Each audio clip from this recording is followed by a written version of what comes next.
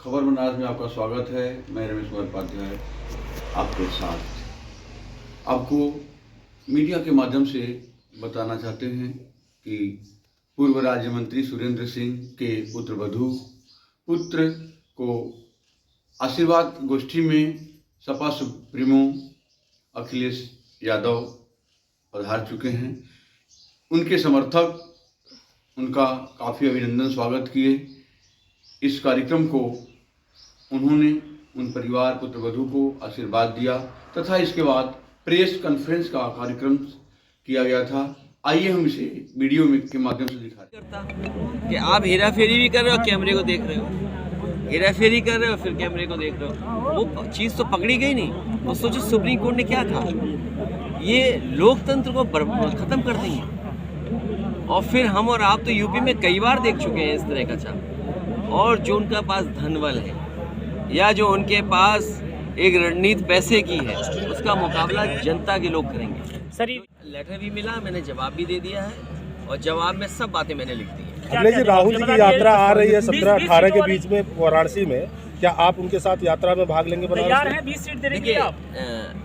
ये 20 सीट मुझे चैनल नहीं पता कौन सा बार 20 सीट पूछ रहा है। जब से मैं बनारस आया हूँ ये 20 से ऊपर नीचे नहीं हो रहे हैं।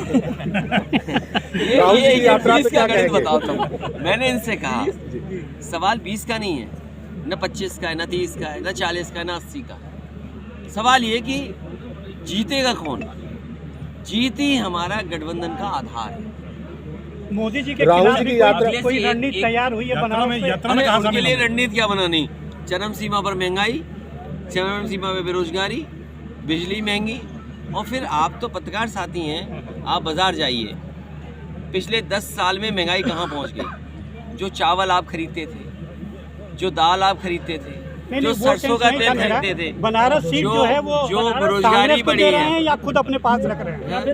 बनारस की सीट कांग्रेस को दे रहे हैं कि अपने पास रख रहे हैं? समीकरण में जो हराएगा उसके पास सीट रहेगी। तो क्या भाभी जो उम्मीदवार आपके बगल में बैठे हैं, अगर आपको नहीं दिखाई दे रहा तो मैं क्या करूँ? राहुल जी की यात्रा में आप शामिल होने आ रहे हैं? ये भी न देख पाओ। शामिल होंगे न्याय यात्रा में मैंने पत्र लिख करके कहा है कि हमारी पार्टी विचार करके रायबरेली में शामिल होगी। भारत वाली पार्टी कौन है ये मैं अब विषय आप पर छोड़ता हूँ। आपको तय करना है कि कौन कौरव है कौन पांडव है। आपका क्या कहना है इस संदर्भ में? कौन मुझे मैं तो केवल इतना कहना चाहता हूँ क्योंकि उन्हें बेरोजगारी के लिए कुछ कहना नहीं है। जो लोग ग्रेजुएट हैं, अच्छी डिग्री हासिल है, वो बताओ डिलीवरी बॉय बन गए, ये नौकरी देगी सरकार। और जिस सरकार ने कहा 40 लाख करोड़ का MOU हुआ है, आप बताइए ज़मीन पे क्या पहुंचा है? 40 लाख करोड़ के MOU हुए, लेकिन प्रधानमंत्री जी जब तमिलनाडु में जाते हैं तो तमिलनाडु की सरकार को बधाई देते हैं। कहते हैं कि द्रविडियन वे ऑफ गवर्नेंस जो है उसकी वजह से मेक इन इंडिया अगर कहीं सक्सेसफुल हुआ है तो तमिलनाडु में हुआ है, उत्तर प्रदेश में क्यों नहीं? आप दोनों स्पीचेस सुन लीजिए, बजट स्पीच और गवर्नर की स्पीच में, दोनों में कहा है कि सुपर कंडक्टर में बहुत बड़ा काम होने जा रहा है।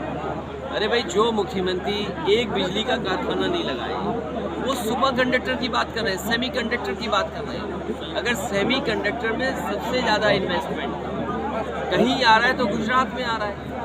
यूपी सरकार बना रहा है बीजेपी की, यूपी के सांसद जीतने के बाद दिल्ली में सरकार बन रही है। और बनारस के लोग तो ये सौभाग्य भी समझे कि उनके प्रधानमंत्री हैं, तो ये प्रधानमंत्री क्यों नहीं यहाँ पर इन्वेस्टमेंट ला रहे हैं?